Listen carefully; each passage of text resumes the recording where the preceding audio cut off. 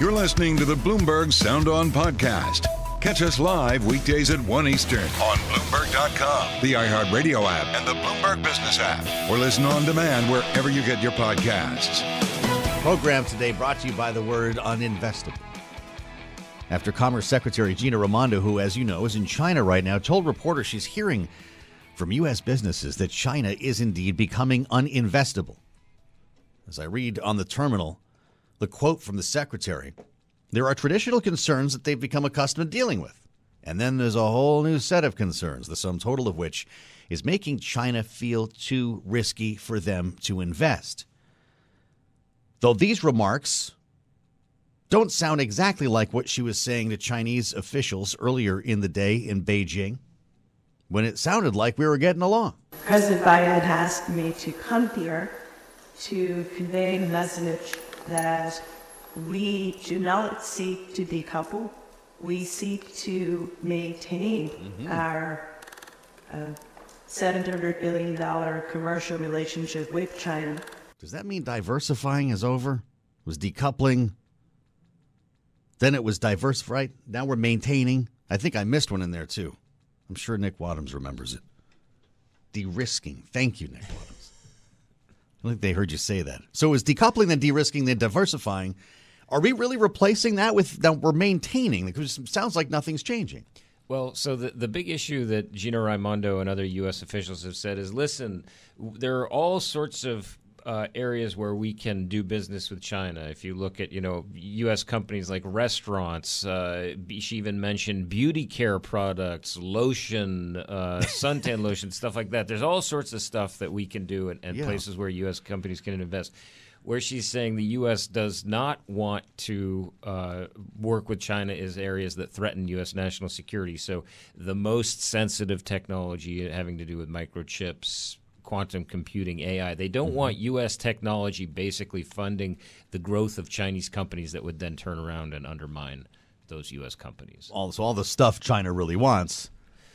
But there's a path forward here somehow, and we can compartmentalize all of this. Is that the message we're getting when you think about all of the various comments from the president on down? That is the U.S. message. The problem is that it gets to this fundamental difference between how the U.S. and China view the relationship. The U.S. says, okay, there are certain places that we're going to ring fence, but then we want to get along with you on all this other stuff, climate change, combating fentanyl crisis, more trade, more growth. China says, no, you can't do that. You can't say, like, this part's okay, but then you're going to turn around and smack us on the wrist with a ruler in this other area or do something even more severe. It's got to be the whole package. Either you get all of it or you get none of it. And that's where we're really seeing Beijing and Washington butt heads right now. So have any of these trips from Blinken to Yellen to now Raimondo actually move the needle on this? Are we understanding each other better, or are we just kind of prolonging a really difficult converation down the road? I think what you're seeing here is a desperate attempt to make it look like there is actually progress, but what often happens in these meetings is both sides are essentially reading talking points. And this is something that has bedeviled the relationship for so long because so many informal contacts have basically been severed. You have these meetings where they go over and there's this big expectation of progress, and then it's basically like, well, we delivered our message, they delivered their message. I mean, Blinken came back and said, like, well, we tentatively agreed that maybe we'll do a fentanyl working group at some point in the future, and it was sort of like, okay, nothing really happened out of that. And so now Raimondo's there, and she's delivering the tough message on Intel, Micron, Boeing, wants to resume sales of Boeing airplanes to China. And, I mean, we'll see tomorrow. Tomorrow's her last day, which is there, whether she comes back with any major agreements. But so far, the signals appear to be no. Spending time with Nick Wadhams before we bring in the ambassador. We're going to talk with Max Baucus in just a moment. We understand that Vladimir Putin's making a trip to China. It's an interesting one on the heels of this parade of administration officials here from the U.S. His first foreign trip since a warrant for his arrest on alleged war crimes was issued by the International Criminal Court. What's the message here from Beijing? Well, I mean, it's always tempting to get into the timing of these things. Raimondo is in China as we speak. And then we get this announcement that Putin is going to Beijing. It's hard not to see that as a slap in the face. Whether the timing is coincidental or not, I mean, that's a rabbit hole. Don't need to necessarily go down there. The point is that you have an accused war criminal, the greatest adversary that the United States has at the moment, going to China, where will be welcomed with open arms. And while the U.S. argues that China has not done all it could to help Russia prosecute the war in Ukraine, it's certainly not turned away from Vladimir Putin, and it sends a very strong signal about what China's priorities are. Okay, Raimondo, Blinken, John Kerry, you guys want to come, we'll talk, we can make nice to some degree, at least in the messaging, but we are still firmly aligned with Vladimir Putin. That sends a very strong signal. No doubt. Do they get the treatment over there? Are they rolling out the carpet for U.S. officials the way you would expect? No. I thought you were talking about Putin. Putin will certainly get the treatment. Donald Trump got the treatment. I was there for that when he visited Beijing, and the city was shut down for him. He got the literal red carpet basically everywhere he went. Now, granted, Joe Biden's not going here, but what should a cabinet official receive? Well, it was interesting. I mean, Raimondo got about what you would expect. She got a meeting with a meet and greet with the premier. She got a more substantive meeting with the vice premier. But interestingly, she did not get a meeting with President Xi Jinping. Blinken did get a meeting. Raimondo is slightly lower level. So it's not like she's being mistreated or frozen out. Yeah. But you're certainly not seeing the sort of fanfare that you will see for Vladimir Putin. Always love spending time with Nick Wadhams. Thanks, Nick. Great to have you. My pleasure. Back here, as always. Bloomberg national security reporter with an eye on Beijing. Let's bring in the former ambassador. Max Baucus is with us, of course, former U.S. Senator from Montana. Mr. Ambassador, welcome back to Bloomberg. It's great to have you. What's your thought on this headline? We'll just start right here with Vladimir Putin announcing that he's going to be making a trip to China on the heels of all of these Biden administration officials. What's that message supposed to be for Joe Biden? Well, first, thank you, Joe. I think it's a pretty big deal. China is showing to the world that it's aligned with another authoritarian government, in this case, Russia. And I think China intentionally wants to convey that message, especially to the developing countries, the South countries, and to help guide them into the Xi orbit in juxtaposition to the United States and Western countries who are more aligned with NATO, et cetera. It's a big deal. And I think a sidebar has been explained. It's a bit of a slap in the face of the U.S. while Raimondo is still in China. But this is a big moment. China and Russia need each other. China exports a lot of oil Russia exports a lot of oil to China since that oil export's been shut off in Europe. In addition to that, China exports a lot of machinery, a lot of infrastructure, a lot of goods to Russia, which Russia can use in the war against Ukraine. I think this is a pretty big deal. It portends to me it's a long, continuing struggle, basically between the United States and our Western allies on one hand, and China and its orbit on the other. Well, so the word today, Ambassador, from the Commerce Secretary, who's in China, is that she's hearing from American businesses that China's becoming uninvestable, that it's becoming too risky of an investment. You do wonder if she says we're not decoupling, we're maintaining, but it feels like we might be decoupling. How do you see it? Well, I think that what you're implying is accurate. If it's not decoupling, some say it's de-risking, maintaining. It's all words. Really, what really amounts is the deeds. What are the actions? And actions by both sides are negative toward each other. For example, President Biden just announced his executive order limiting U.S. companies, investors in China. That's a negative action. And it's just we keep adding on more sanctions, more export controls, et cetera. And it's so the words of the talks they're nice sounding. Reporters like to write about it and so forth. But what counts is the actions, the deeds, and so forth. They're not very positive. Yeah, the jargon has been kind of entertaining, I have to admit, but uninvestable is really the word that I feel like should be focusing on here. Max Baucus, that sounded like an honest moment from the Commerce Secretary talking to those reporters on the train. How do you feel about that? Well, I think it's a bit of exaggeration. I mean, it is true. The American. Really? Oh, yeah. I think U.S. businesses are taking a second look at China. They're building in more risk into investments into China, but they're still looking at China positively, if at all possible, because it's such a large market.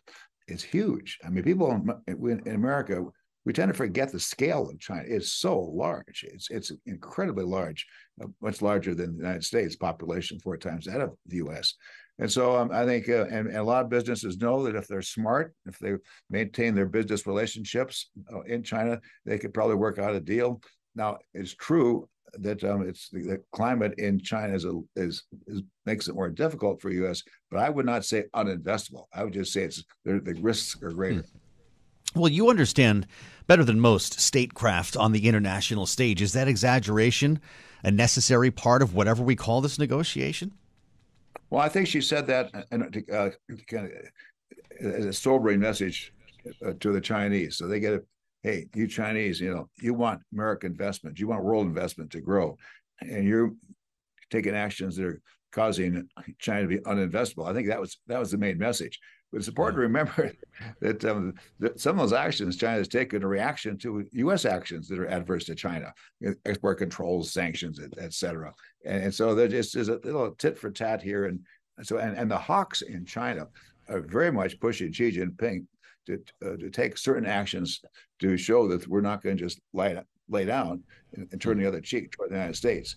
It happens in life. It's human nature. Whenever one side criticizes or takes a negative action toward the other, well, the other says, okay, we're going to react. We're going to do the same thing, too. And that's partly what's happening. At what point does greed kick in, though? I mean, with so much money to be made, Mr. Ambassador, we've seen the losses in just in U.S. investments in Chinese stocks alone, never mind going beyond the market here when you consider fixed income, when you consider expansion. Look at what Apple is doing, pulling back from all of its partnerships in China or moving things to India. At what point does China say, wait a minute, we're losing a lot of money here, guys. We need to take another look at this. Well, clearly, you put the finger on the problem that China is facing. On the one hand, it's ideology. President Xi is much more of a Maoist. He's much more of a sort of a socialist and wants to control the economy and wants the economy to grow in his way, which is more industrialization, more exports, rather than spending time on consumer goods. I mean, that's his ideology. On the other hand, he knows that if he's going to maintain the Faustian bargain, that is, to maintain the support of the people, he's got to keep the people happy. The best way to keep the people happy is to boost their incomes. And he's caught in the bind, very much caught in the bind between ideology and taking economic actions which will help his country grow, at least grow more in line with capitalist countries like ours. See, this is why you talk to a former ambassador for an explanation like that, because so much of this is cultural. Ambassador, I just wonder what the aim is for the administration. By which metric should we be judging this as we go forward here in the next year? Well, I think the administration's in a bit of a box because China policy is driven basically by domestic politics. Both houses, House and Senate, both parties are very anti-China right now. And so the president and the Congress find it difficult to take positive, constructive actions toward China. I think today, if any member of the U.S. Senate were to stand up and to say something constructive about China, he or she'd have his head taken off. It's just so toxic in America today. So it's hard for a president to take positive action. And the same is true in China. The hawks are very strong in China today, very strong. So my judgment is it's basically the status quo. I come up with something that's a little odd, it's a little strange, but I think it's a construct that will help the relationship. And that is, this is an arranged marriage. It's not a marriage based on love. We don't love each other, U.S. and China, but it's arranged by the geopolitical forces, economic in the world. U.S. largest country, China the second largest country. We're here. China's not going anywhere. We're not going anywhere. So we have to. I don't know, Ambassador. I think we need a therapist. We need a marriage therapist. Although that was his old job. Max Baucus, the former ambassador to China. Thank you. I always wish we had the hour to do that. Many thanks to the ambassador and Nick Wadhams. I'm Joe Mathieu in Washington. The panel's up next. This is Bloomberg.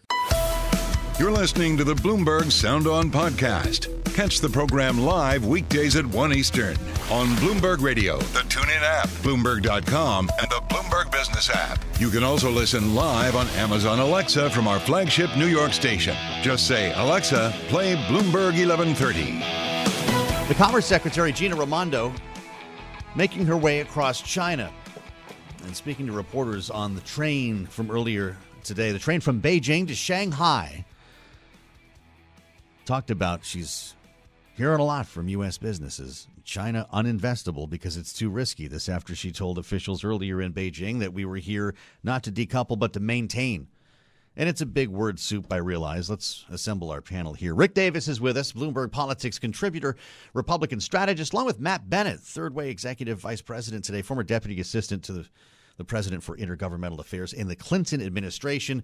Rick and Matt, welcome. It's great to have you. We've talked this up and down, Rick, over the course of several visits. Now it's Gina Raimondo, the Commerce Secretary, and I feel like I might be getting more confused with each one. What is the message?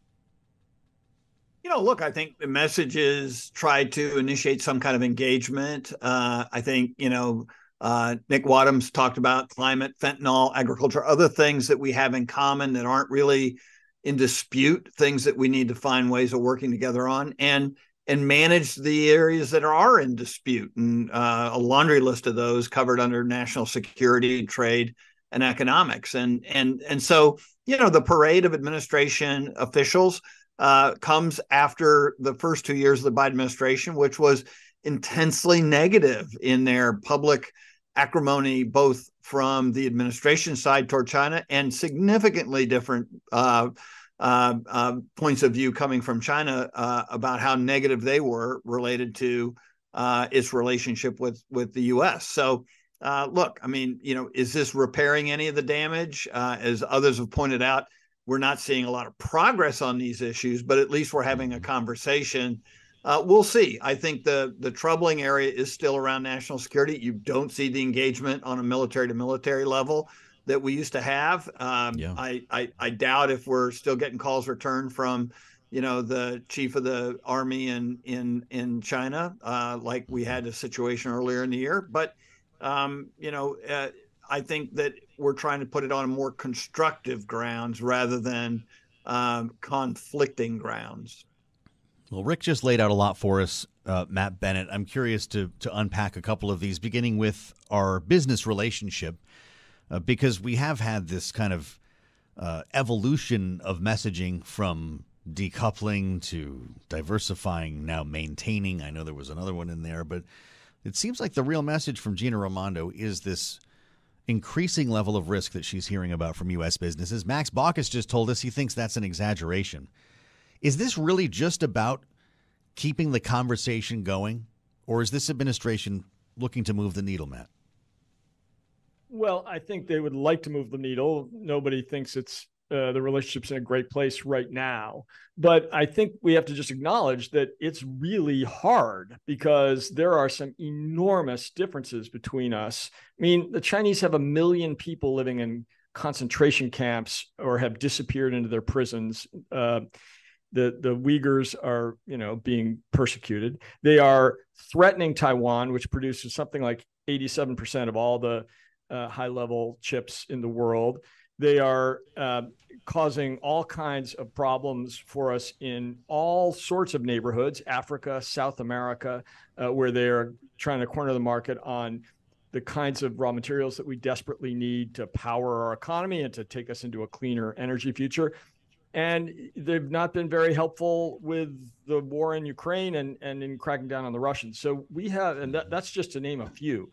So the disagreements that remain with China are enormously serious. And so I think Raimondo is just reflecting the fact that we've got a long way to go if we're going to return to some kind of more friendly set of relationships. Yeah, that's quite a picture you paint. And Rick, Matt points us to a real sore spot there on the map, which is called Taiwan. We're talking about withholding AI technology and these graphics cards that are made by NVIDIA, keeping them out of the hands of the Chinese so they are not used to military benefits, so they are not getting the same level of technology that we have when it comes to artificial intelligence. But those cards, those chips are made in Taiwan Rick, and we know that China could form a blockade around the island any time it wants. It does make you wonder if this conversation is pointing in the right direction or if the hawks are onto something here and we're going to be fighting over Taiwan in the near future. Yeah, look, I mean, the Biden administration is as hawkish as any Republican administration that I can remember when it comes to China. And it's all rooted in the kind of expansionist national security policy they've had, as Max was just talking about.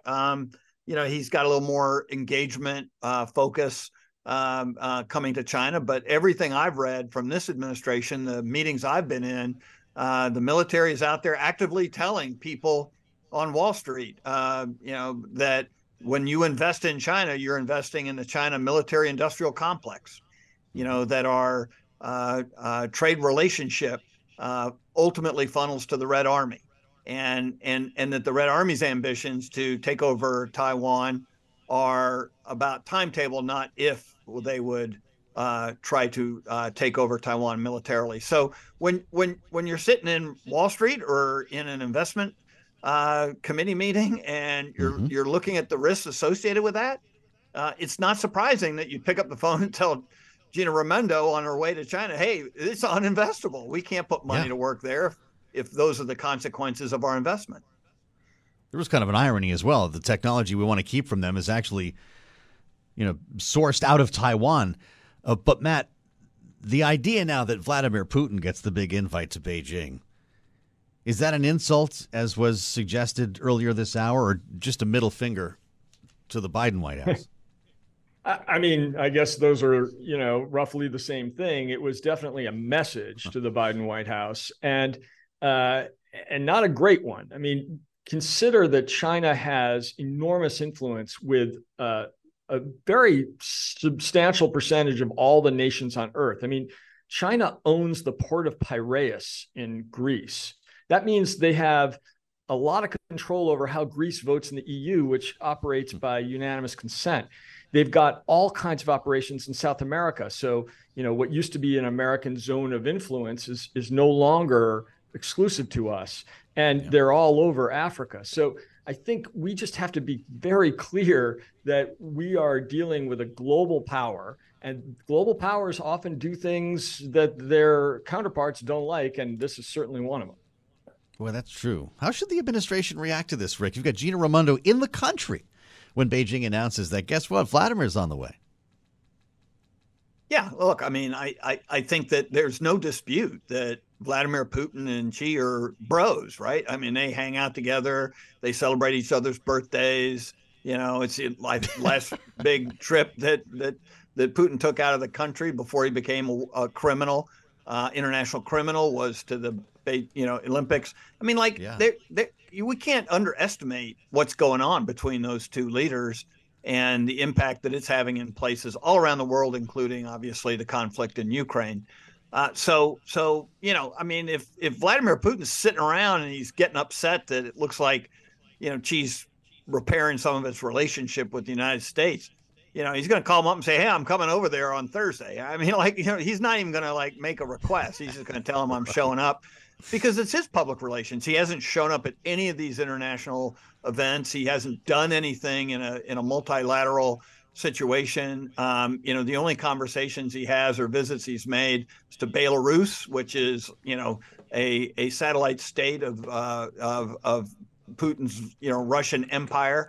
And so he's probably feeling pretty isolated and embarrassed that his one buddy outside of, Belarus is China, and they're making good with the U.S. So, look, I think she should be happy that somehow he feels so intense on pushing back on her trip that he's got to get out of his bunker and go visit Beijing. Unbelievable stuff. Remember the friendship without limits, I believe is what they called it when he made the Olympic visit. It's like a lifetime ago, but it really is not. Great analysis from Rick Davis and Matt Bennett. We've got breaking news from the campaign trail here. I know you've been wondering a lot. You've been asking a lot about the campaign of Francis Suarez.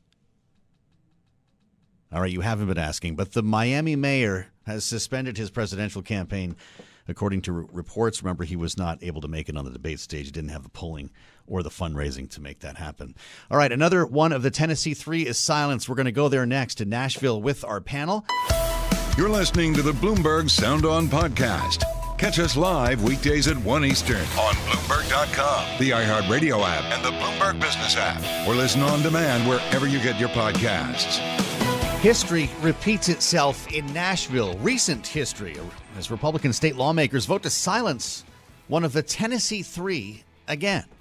Recalling the three Democratic lawmakers who were threatened with expulsion over their role in a pro-gun control protest inside the Tennessee Capitol. Remember this a few months ago? Two of them, including Justin Jones, were expelled. And there he was again yesterday. Silenced, prohibited from speaking or debating over bills for the day during a special session called to react to a deadly shooting at a Christian elementary school there in March. This after Jones violated new rules that were enacted to punish. They were designed to punish disruptive members, and protesters in the chamber once again made a racket. Yeah, sounding a lot like they did earlier in the year, the first time we did this. And Representative Jones filmed a video on his phone after walking outside the chamber. The stairs were lined with state troopers. We just left the House chamber.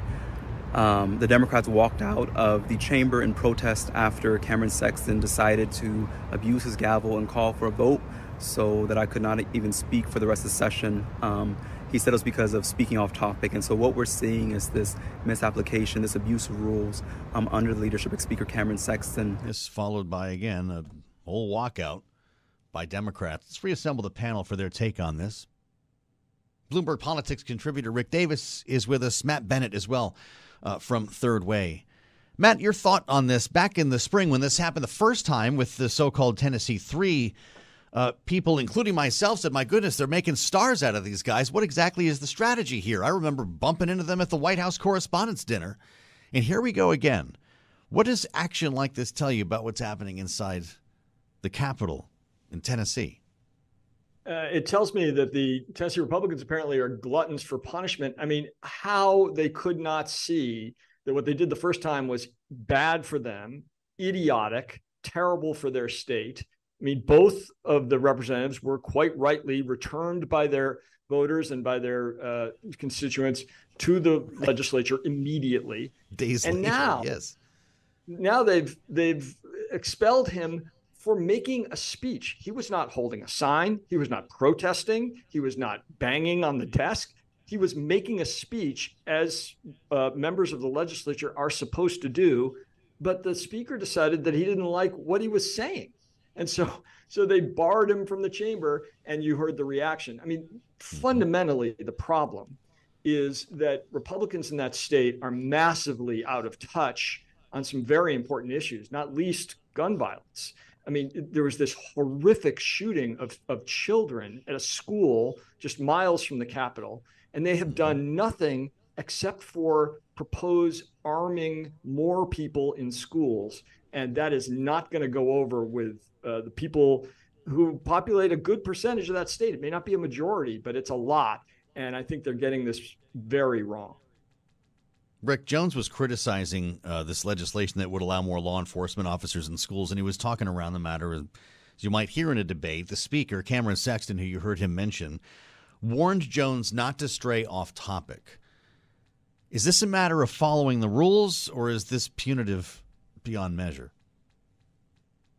Well, I think all of it comes during this special session that was called by Governor Bill Lee because of the, Christian elementary school shooting. And so the hope was that they would actually pull together and do something that would help the community.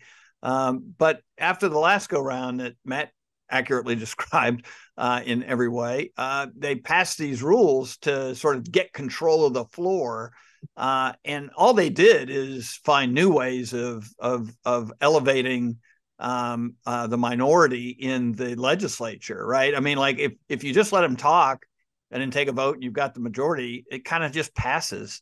But if you do these kinds of shenanigans where you say, oh, I'm going to silence you. Well, part of having a legislature is so that you won't be silenced. They represent the will of the people, and they're there for a reason. So, I mean, it just goes beyond any rational understanding of how a democracy works to have these kinds of rules in place and then actually use them. I mean, actually say, we're going to silence you for the day.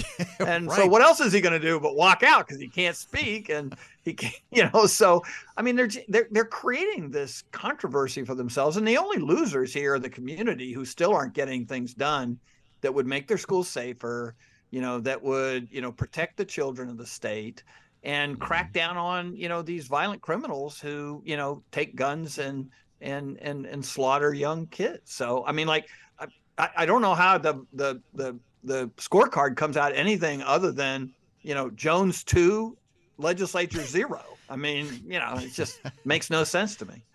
So you guys are both in the business of making candidates stars, helping politicians improve their career trajectory, maybe seek higher office. Matt, what happens to Justin Jones as he's continually empowered and made a national star by the Republicans in this chamber who want him out? Well, there's no question that we would not be spending this much time on Justin Jones's speech on the floor if they hadn't thrown him out of the chamber. So to your point, they've really made him into a star. Whether he can turn that into national office or statewide office is unclear. Tennessee is very, very red. It has trended as far to the right and as quickly as basically any state in the country. I mean, remember, not that long ago, Al Gore was the senator from Tennessee, at least in my lifetime, not that long ago. And they used to have Democrats at all levels in Tennessee, and they really don't anymore. So whether there's a place for him to go or not is not clear. But he has become a national leader of this movement. And I think that has really given him a voice that he wouldn't have otherwise had. So it was, I agree the score is 2-0, and both of them were own goals on the part of the Tennessee Republicans. Just a minute left, Rick. Is it higher office for someone like Justin Jones in a situation like this, or does he go into media, or is it something totally different? No, sky's the limit for a talented young man like him. But I certainly would put on my calendar once a month, speak up, get kicked out, and be on Bloomberg Radio again. I mean, like it's like clockwork. I would do it literally once every 3 weeks if I were his advisor. They seem to be ready to take the bait based on what we saw again in Nashville. Rick Davis and Matt Bennett, many thanks, of course, with some final thoughts next as the music wars get underway again. Rick Davis is no stranger to this. What do you do when a famous musician calls and says, "Stop playing my songs at your rally"? I think the answer is nothing, but we'll talk to Rick about that and Matt as well. Straight ahead. I'm Joe Mathieu in Washington. This is Bloomberg. You're listening to the Bloomberg Sound On podcast. Catch the program live weekdays at 1 Eastern on Bloomberg Radio, the TuneIn app, Bloomberg.com, and the Bloomberg Business app. You can also listen live on Amazon Alexa from our flagship New York station. Just say, "Alexa, play Bloomberg 1130. It's a story that comes up every 4 years. Maybe it's every 2, actually, at the rate we're going here. But certainly with each election cycle, we talk about music, popular music. And it's never quite the same when it ends up, at least for the most part, in the campaign rallies. And that's the case here. Rick Davis knows a little bit about this, having run the McCain campaign. Think Barracuda. Donald Trump knows a bit about this. Think the Rolling Stones. When an artist says cease and desist, this time it's Vivek Ramaswamy's turn. Remembering, of course, the Eminem rap at the Iowa State Fair. We brought this to you when it happened. They're still screaming about it, by God. And now Eminem is out with the cease and desist. He doesn't want him using his music at the campaign site. And I don't know, Rick Davis, maybe you could have told him this was coming, but the point is, this always ends the same way, right? There's nothing that the musician can really do. And so Vivek Ramaswamy will just keep rapping Eminem. Oh, I don't know about that. I mean, the song may change, but the times are the same. And that is, we got sued by Jackson Brown, one of my favorites, for using Running on Empty in a campaign ad. And he used the Lanham Act to go after us and was successful. So we had to apologize. We had to pay him. I mean, it was not a healthy thing for, music in America. But the bottom line is, you're right. Everybody gets sued. I guess that's the way. Matt Bennett, your advice for Vivek Ramaswamy? He made a lot of fans on the stage. Listen, I'll stipulate that he's a better rapper than Joe Biden, but he is not a better rapper than Slim Shady, and he should let the real Slim Shady do his thing. One thing I'll say, though, is Democrats have an advantage here because we tend not to get sued by rappers and rock artists. We don't tend to use country music because those people will sue us. So you got to go where you think you're going to be successful. I guess there's some truth to all of that. Matt and Rick, thank you. Analysis you could only get here on Sound On, the fastest show in politics. I'm Joe Mathieu in Washington with a lot more to follow. Did you hear the news on drugs being negotiated by Medicare? We'll have that next. You're listening to the Bloomberg Sound On podcast. Catch the program live weekdays at 1 Eastern on Bloomberg Radio, the TuneIn app, Bloomberg.com, and the Bloomberg Business app. You can also listen live on Amazon Alexa from our flagship New York station. Just say, Alexa, play Bloomberg 1130. The headline says it all. J&J Bristol blockbusters targeted for Medicare price cuts. This dropped before the bell, and it's something that we wanted to talk about with Riley, who's our healthcare reporter here in the Bureau. Riley Griffin, it's great to see you. Thanks for joining. We've got 10 drugs here targeted by Medicare. They will be allowed to negotiate the prices for these drugs. You saw this coming, as did Wall Street. Is this the first, before I get into the details, the first batch, or will there be more? Indeed, this is the first batch. So we saw 10 drugs today. We're going to see another 15 drugs named in February of next year. Mm-hmm. These 10 drugs will see their prices slashed for Medicare, which has 65 million beneficiaries, seniors, in the outset of 2026. And the batch of drugs that gets tagged next year will be 2027. So it's a rolling sweep, but, arguably, this is one of the government's biggest ever efforts to tackle drug costs. Yeah, this is one of the promises by Joe Biden. I guess you could say, agree with him or not, he's making good on that promise. These are not unknown drugs. These are some of the most widely prescribed drugs. Which ones stand out to you the most? When I see Lilly, which has been at a 52-week high, I think every day in recent memory, people start thinking diabetes, weight loss drugs, those are in the mix? Yes. Lilly is certainly an investor favorite this past year. Mm-hmm. And altogether, the 10 drugs named today account for $51 billion, or 20% of the Medicare Part D's annual prescription drug costs. Some notable ones I want to call out. Yeah. Bristol Myers and Pfizer's blood thinner, Eliquis, accounts for $16 billion annual in Medicare costs. Lilly's diabetes drug, as you mentioned, Jardiance, accounts for $7.1 billion, and J&J's Xarelto, another blood thinner for you, $6 billion in annual Medicare costs. So a smattering of diabetes, heart, autoimmune drugs from Merck, AstraZeneca, Amgen, AbbVie. You've heard these pharma tickers. Yeah. They're all on the table. And they were chosen because they are the most widely prescribed, or was there more involved, more criteria involved? So everybody's been looking. They were chosen out of a bucket of 50 drugs. Mm-hmm. And as we just mentioned, there's going to be another 15 up to bat. Some of these were surprises. Some were broadly expected. And for these companies, I wouldn't say these are the growth drivers for the future. These are some of the bigger earners, but not the biggest now. And as you're seeing the Wall Street reaction, not flustered. This is something we've been expecting for quite some time, and pharma has lawsuits to fight the U.S. government on this. The first cuts will take effect in 2026. In this case, does that matter who the president is in 2026, or this is happening one way or the other? That's a great question. I think the bigger question would be, how does the lawsuit, how does the litigation play out? Every one of these companies is going to be suing the U.S. government. Does that delay implementation, potentially? We'll see, potentially. A lot is still in the cards, and the U.S. believes it has a really strong case against these companies. The big argument is that this will stifle innovation. That's what the pharma companies would tell you. That's what the trade associations would tell you. But if these are not big drivers of growth, is that true? Yeah, that's pharma's line forever and always. I think it's a real question. Another thing we're hearing from analysts today, actually, is that some pharmaceutical companies may actually already be raising drug prices.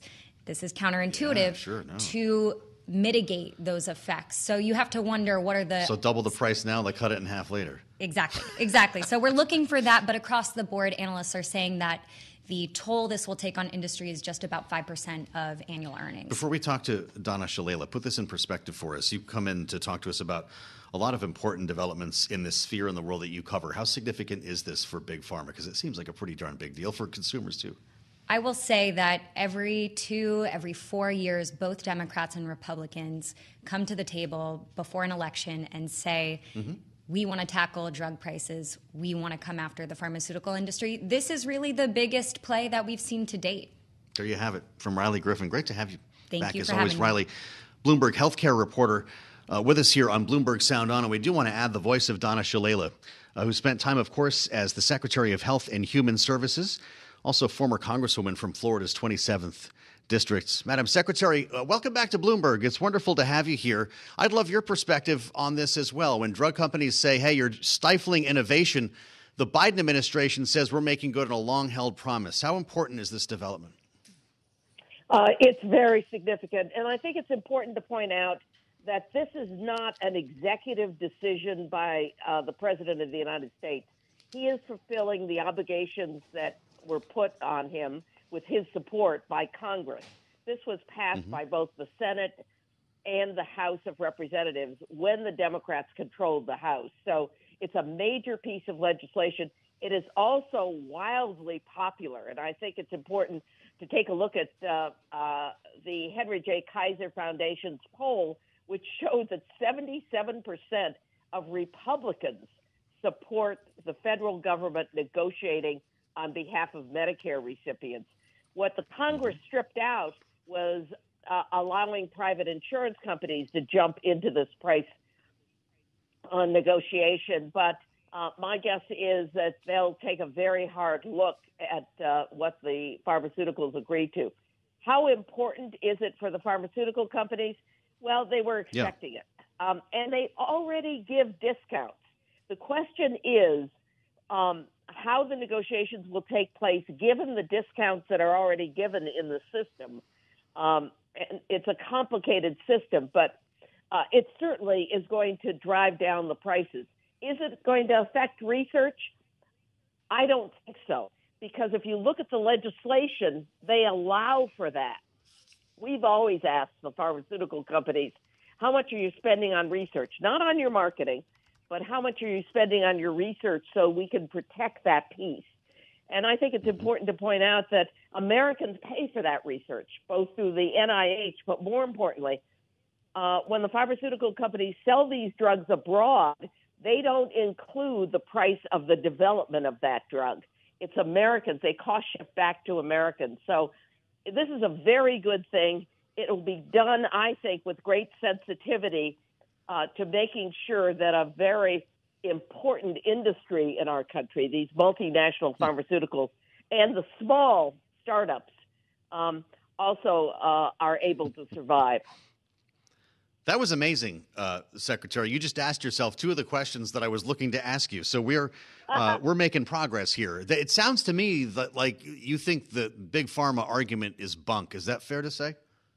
Well, I don't take it as bunk. I never have, because I come out of the great research universities in this country. All I can say to them is I believe the government is going to be careful. More importantly, they are huge supporters of the NIH.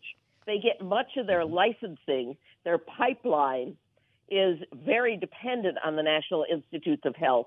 So we're paying on one end, and we're going to get some money out for consumers on the other end. So I'm very respectful of the role that pharmaceuticals play in this country, but it's about time that Americans got the benefit of their huge investments in the National Institutes of Health, but more importantly, that they pay fair prices, given what the kind of discounts that the pharmaceuticals are giving to the industrialized world. And Republicans understand this, by the way. That's why it's wildly popular. Well, I do think it's interesting that, this is obviously something closely associated with Democrats. You know this firsthand. But Donald Trump was frequently talking about wanting to be able to buy drugs from Canada and sell them back to consumers here in the U.S. So there does seem to be some bipartisan nature when it comes to lowering the price of drugs. It plays well on the campaign trail. Never happened. But we heard him talk about it a lot.